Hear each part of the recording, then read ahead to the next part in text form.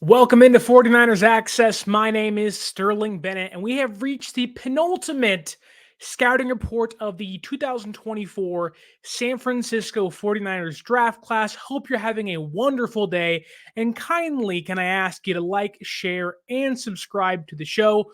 Want to reach 1,000 subscribers by my wedding day. It's this Friday, so I'm sure you're watching this on Thursday, and if you're watching it on Friday, getting a ring on the finger. So go ahead, hit like, hit subscribe, and let's dive into the second to last draft pick of the San Francisco 49ers 2024 draft class. And it is arguably my least favorite pick of the draft class. And not because I don't like the player, not because I can't, understand why Kyle Shanahan in San Francisco decided to draft this player, but simply based on need, who is on the board, and the type of player this is, wasn't my favorite pick. And in fact, it was my least favorite pick of the entire draft class. So let's talk about sixth round pick 215 overall, Jarrett Kingston, offensive lineman out of USC. And let's talk about who was still on the board at the time. So obviously, coming into the draft class, coming into the draft itself, we all knew San Francisco needed to improve the offensive line, whether it be a tackle, a guard, a center, whether it be a starter, whether it be, some really good depth. Improving the offensive line was one of, if not the most important to do or checkbox on the list, right? And San Francisco drafted Dominic Purdy in the third round, which is a good pick. I like that pick.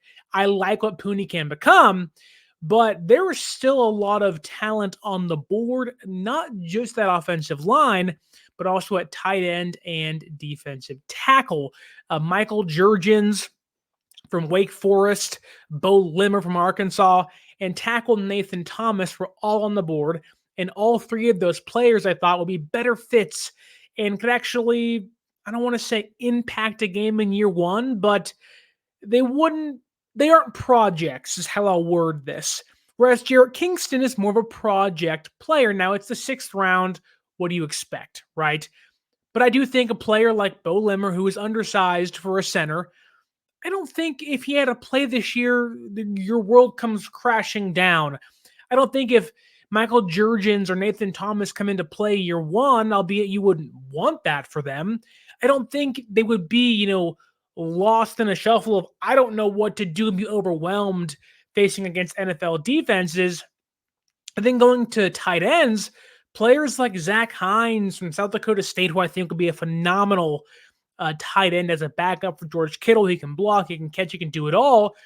He, I believe, went undrafted, but I thought a player San Francisco would value, knowing their tight end room kind of stinks, or at least is unproven behind George Kittle. Eric Saubert, a veteran blocking tight end. Cam Latu is still in the weight room and hasn't practiced yet. And Braden Willis, who I like Braden Willis, he's in year two, and he didn't play much last year. Then you get to defensive tackle, Leonard Taylor. Now, Taylor went undrafted as well, like Zach Hines, and I can forgive not drafting Taylor because they got Evan Anderson in the UDFA class, who I do like a lot, and I can see where he fits on defense. But then going back to tight ends, Dallin Holker's there from Colorado State, and the Jarrett Kingston pick really didn't feel like what could Jarrett Kingston really be in the NFL compared to Dallin Holker, Jurgens, or Bo Limmer? I think his potential is much lower than all three of those players I just said, and I think it's actually lower than Zach Hines. So that's the reasoning as to why I didn't like this pick. I thought the talent on the board was much better than who San Francisco took. But who is Jarrett Kingston?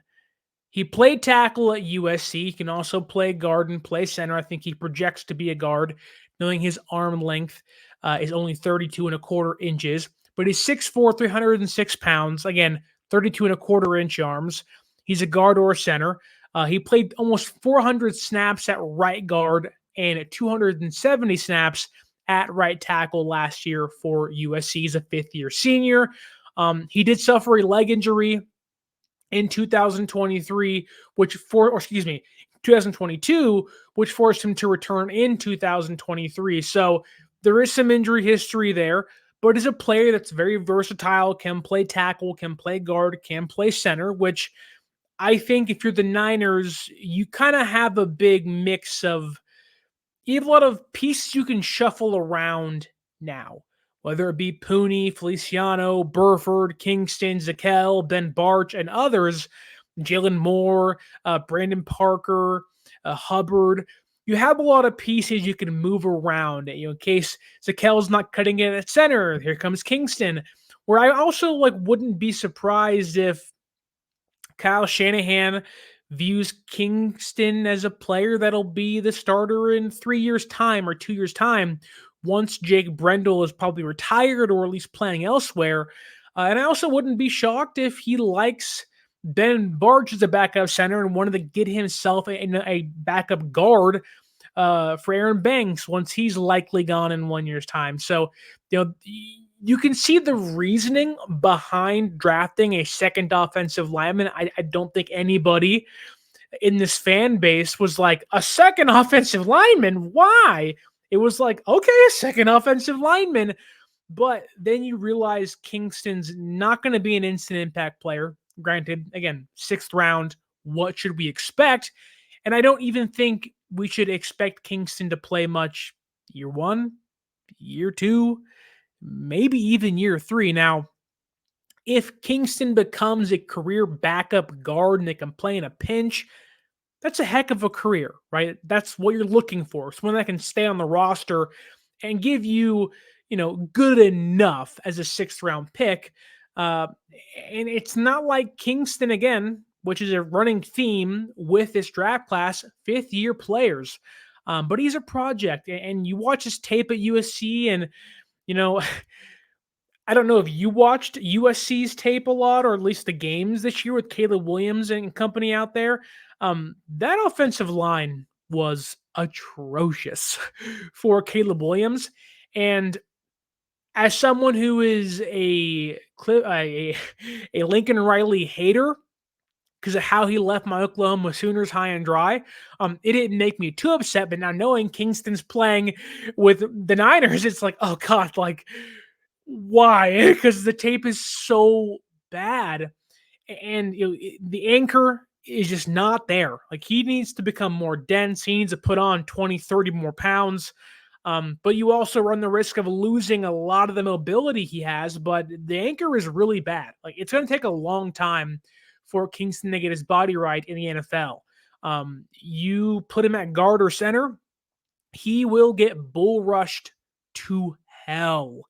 I'm talking not even the strongest defensive tackles. We're talking, second string, the Hassan Ridgeways, the Kerry Hyders, the guys who you don't view as very strong or starters.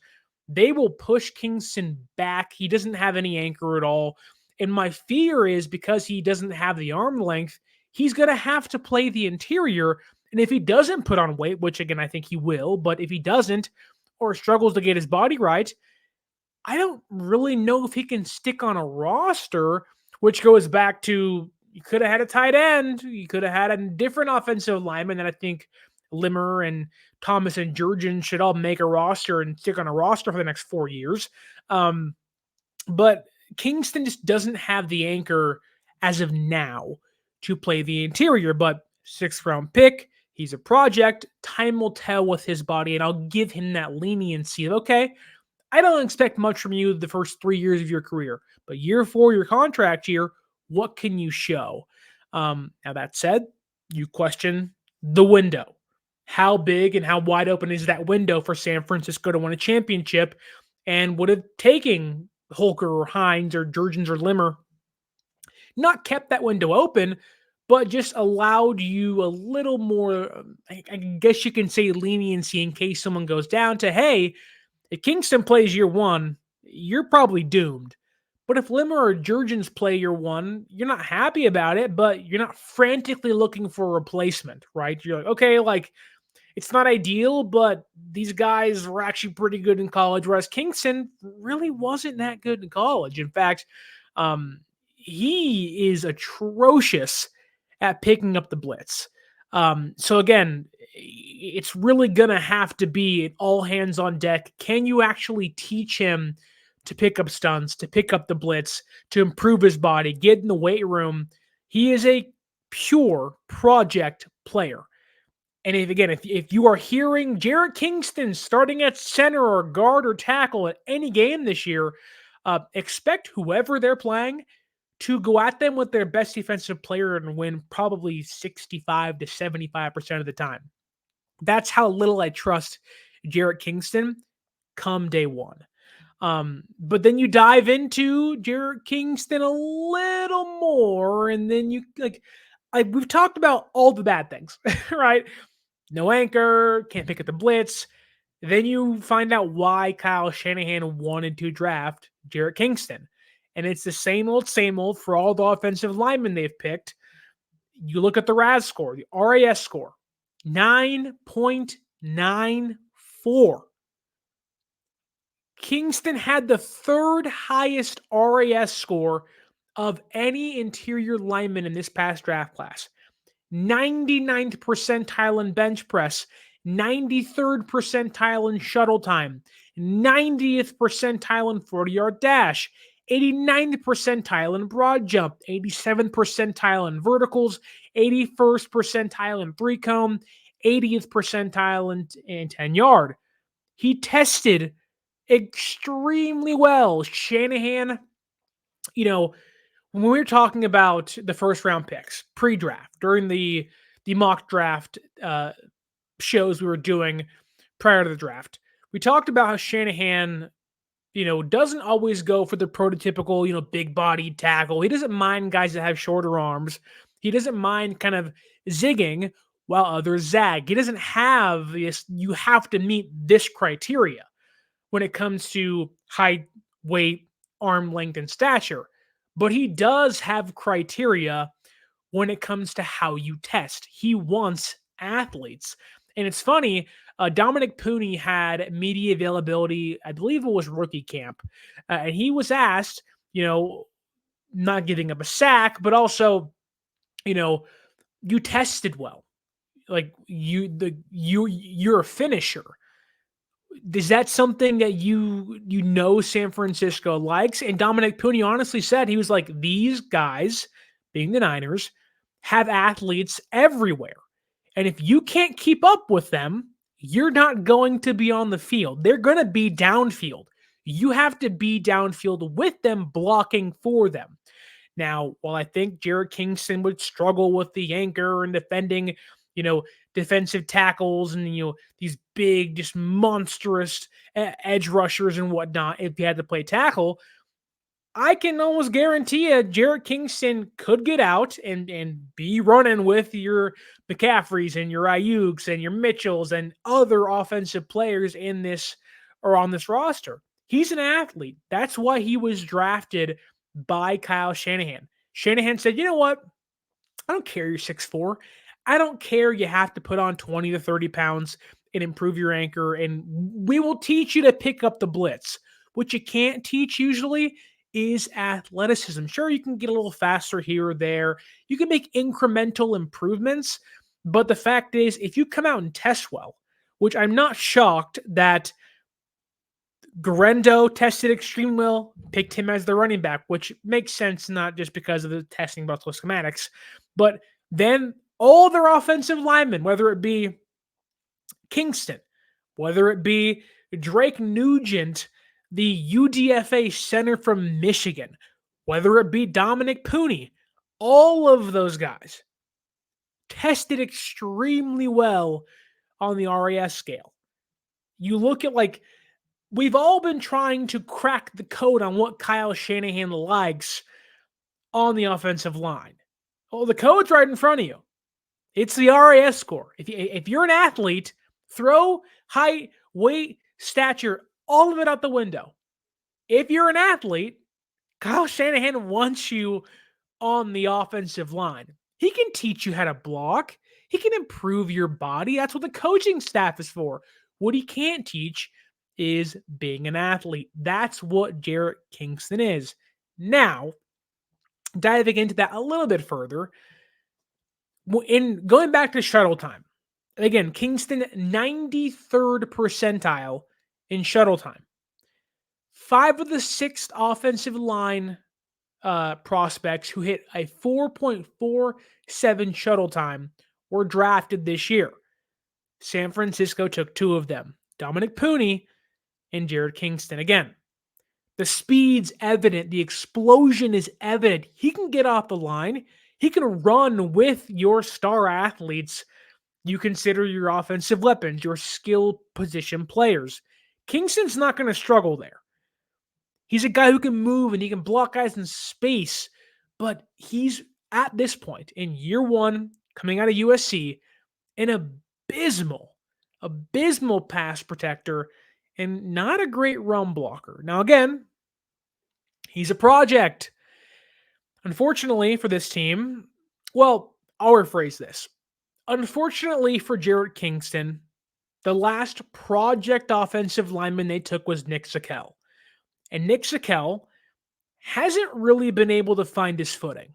And in fact, I'm not really sure San Francisco has, I wouldn't consider it a successful training of Zakelj. And I also wouldn't say they're very successful in, coaching up their offensive linemen. They traded for Trent Williams. They signed Jake Brendel. They signed John Feliciano. They had Daniel Brunskill prior to, and they have Colt McKivitz. Now, that isn't to say Aaron Banks doesn't exist, but even Aaron Banks, as a second-round pick, took him 1 year to get ready. That was a second-round pick out of Notre Dame, a college where offensive linemen usually come in and can play, whether they are fifth-round picks or second-round picks. This is Jarrett Kingston, a 6th-round, 215th overall offensive lineman that really doesn't have the position just yet. His body's not right. He doesn't have the stature or weight to play on the outside, so he has to play the interior. And because he has to play the interior, his body's not going to allow him currently to play in the NFL. If you're expecting anything, which I wouldn't be, from Jarrett Kingston in year 1, remove all the expectations you have. If he plays, you are in the worst timeline because that means everybody else got hurt. Now, with that said, I do think because Jarrett Kingston has the athletic traits and tools, I do think that if they can finally chip away the marble and make their David right and figure out their offensive line development, I think Jarrett Kingston could be a guard on this team in 3 years' time. And I think right now, the way the team is structured, there's no pressure on him. Now, 6th-round pick, there really should never be the expectation to start or play year 1. Now, if it happens and he plays well and flourishes, great. Everybody wants that. That said, the way this offensive line is currently structured, right? You have on the interior, you have Aaron Banks, Jake Brendel, and you have John Feliciano. Now, behind Feliciano, you have Burford. Behind Banks, you have Barch. Then you have Nick Zakelj. Jarrett Kingston right now, and I don't think I'm forgetting anybody, but right now, Jarrett Kingston is, what is that? He's the 7th interior offensive lineman on the pecking order. Like, his entire job this training camp and OTAs is to beat out Nick Zakelj, to become the 3rd guard as Ben Barch becomes the backup center. That's the goal. But I also wouldn't be shocked if he's practice squad, on the practice squad this year and you don't hear much about him. That's what feels like Jarrett Kingston to me. It's no knock on him. It's just you're at USC. You went under a coaching regime change and you played in arguably one of the worst places to be an offensive lineman. When's the last great offensive lineman that came out of USC. It doesn't happen. Now, doesn't mean it can't happen, but it doesn't happen. And so Jarrett Kingston, there is a lot of athletic traits to like. There just needs to be a good almost half a decade of coaching to get him ready for the NFL. Because Kyle Shanahan obviously likes him for a reason. He wants to see you downfield with the receivers, opening up lanes and blocking in space. Kingston can do that. It's just on the offensive line, he'll be an outright liability for Brock Purdy. In year one, might be in year two, and it might be until year 3 or 4 until Jarrett Kingston finally figures it out. Again, he's a 6th-round pick. Once you get down to the 5th, 6th, and 7th rounds, it's like, okay, we hope you become something. Again, that's what it is. You're hoping he becomes something. You aren't expecting him to. And I think the fan base doesn't have the expectations. I think for Jarrett Kingston, like watching his tape, you just kind of sit back and say, he's not raw. He played 5 years in college. He's not raw. It's almost just like you've been on the blacktop playing basketball, but you actually have all the athletic traits to succeed in high school or college. You just need a steering in the right direction. Jarrett Kingston just needs a steering in the right direction. Will that come with San Francisco? Time will tell. But I can guarantee you, whoever he plays for, whether it be the Niners, if he even makes the roster, there are a lot of things to like out of Jarrett Kingston. I just think you're not going to really see a lot of that pay off until near the end of his current contract, which, who knows? By that time, like Kyle Shanahan said, might not be alive. So honestly, there isn't much to dislike out of Jarrett Kingston unless he fails to get his body right, but he's a project player.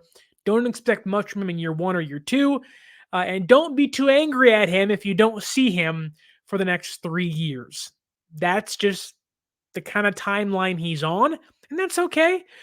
Unless players like Michael Jurgens and Bo Limmer and Dallin Holker and Zach Hines and others I've already listed start playing well and someone goes down and we're like, well, we got Jarrett Kingston. Everyone's like, no, got to sign somebody else. Like right now, Jarrett Kingston truly doesn't have a spot on the roster for obvious reasons. He's not ready, but also I don't think this pick was for now.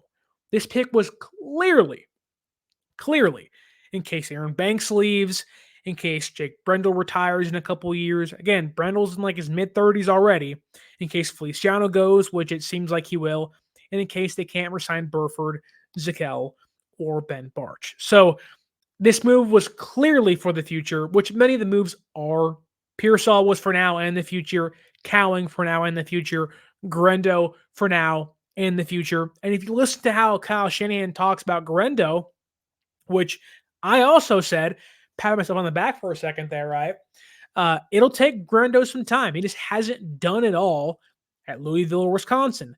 The same thing kind of goes for Kingston, albeit Grendo has a higher chance of actually playing in year 1 than Kingston does. So that's all I have on Jarrett Kingston. Short, quick, to the point. Want to kindly ask you to follow us on social media at 49ers_access is the X or Twitter. 49ers.access is the Instagram. And if you want to save $20 off any sporting event, whether it be MLB, NBA playoffs, or the NFL, use our promo code 49ersaccess, 49 ERSACCESS at SeatGeek.com and save yourself $20 off your first purchase. All right, folks, I got to go and get married. And when I come back, I'll be hitched. And hopefully, we've hit 1,000 subscribers. Thank you all so much for watching and listening. And until next time, my name is Sterling Bennett, and stay faithful.